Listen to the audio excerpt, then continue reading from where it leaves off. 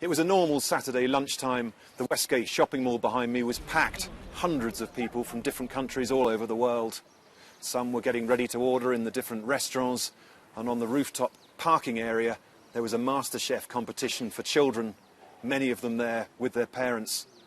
Other people were going into the cinemas, some were just wandering around, browsing in the shops, and then suddenly at 12:30, gunfire and explosions as grenades were thrown. Because there are several banks in the building, many people thought it was just an ordinary robbery. As the gunmen shot people at random, those that could ran for their lives. It was chaos as people tried to flee the nightmare. The young children at the cooking competition were not spared. The first response came not from a police unit or the military, but mainly from the Asian community of Kenya, armed members of a nearby neighbourhood watch scheme, as well as other extraordinarily brave civilians. At this stage, it was unclear how many gunmen were inside. Businessman Abdul Haji was one of those who helped rescue dozens and dozens of terrified people. Here he can be seen helping a 4-year-old American girl to safety. There's a time we reached the office, it's called the Westgate office management. Right inside that there was a small room which probably housed 40 people.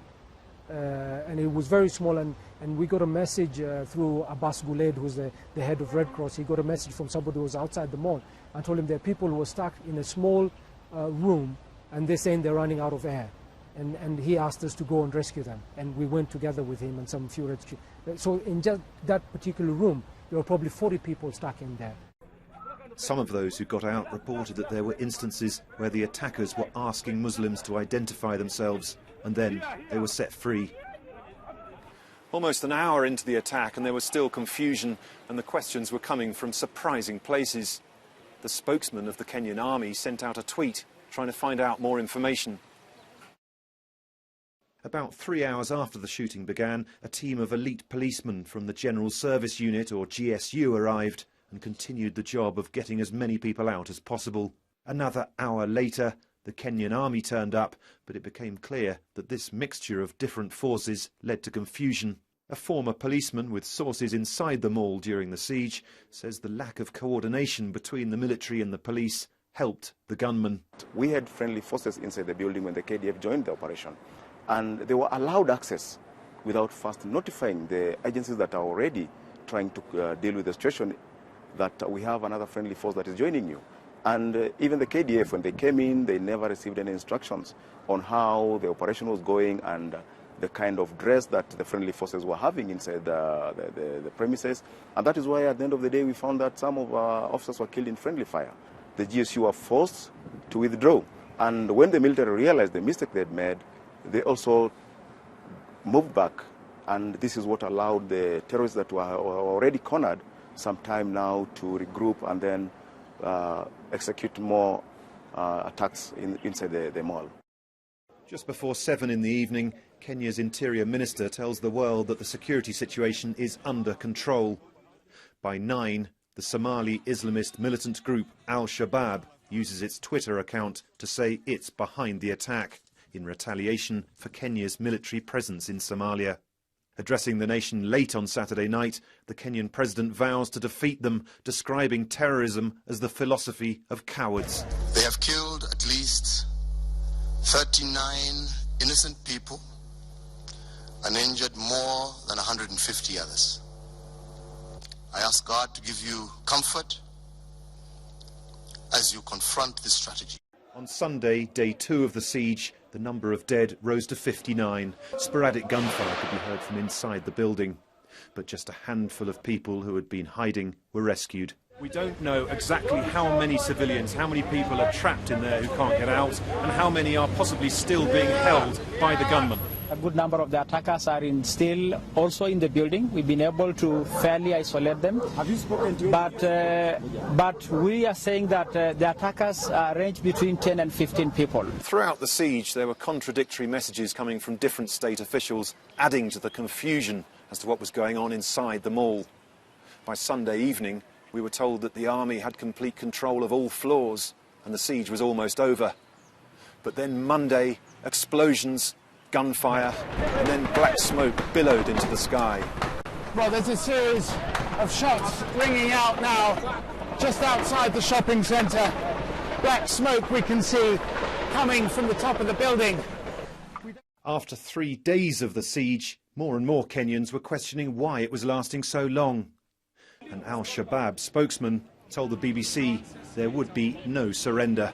There's a command center which has been in touch with the Mujahideen there at the mall, and all the operations have been were coordinated, of course. There will be no negotiations. We've spoken to the Mujahideen who were inside Westgate, and they told us that the Kenyan government was urging them to negotiate.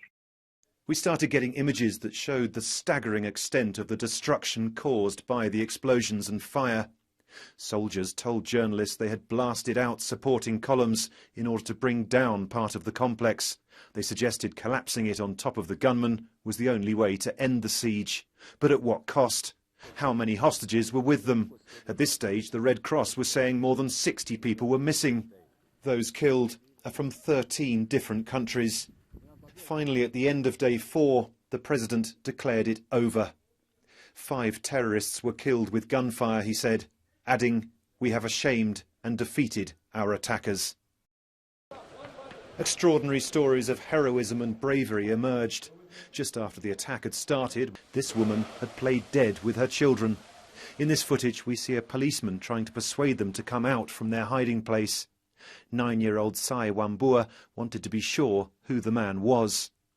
I raised my head up and I asked him a few questions. I asked him if he's one of the bad guys. He says, "No, baby, I'm one of the police and I'm not with the bad guy and I'm here to rescue you." He managed to persuade them it was safe. They still looked terrified as they looked around for danger and then escaped. Their 4.5-hour nightmare finally over. But in the days that followed, it also became clear that many of the shops in the mall had been looted. The owner of a jewellery shop told the BBC hundreds of thousands of dollars worth of diamonds and rings had gone. It was a nightmare. Before anything, I actually broke down when I went and I was able to enter the shop that You simply couldn't believe what you were seeing in front of you. It was horrific. So many things were not intact. A lot of things weren't there. 90% of the stuff in the place were gone. Many other high-value shops were also looted. The finger of suspicion has been pointed at the Kenyan army, which had sealed off the whole building. Many are now wondering if some of the explosions we'd heard days earlier were efforts to blast open the safes. It's only in the last few days that CCTV footage has emerged, which shows us the moment of sheer terror when the gunmen first strolled into the Westgate Mall, firing randomly at shoppers. Men, women and children running for their lives down the aisles of this supermarket.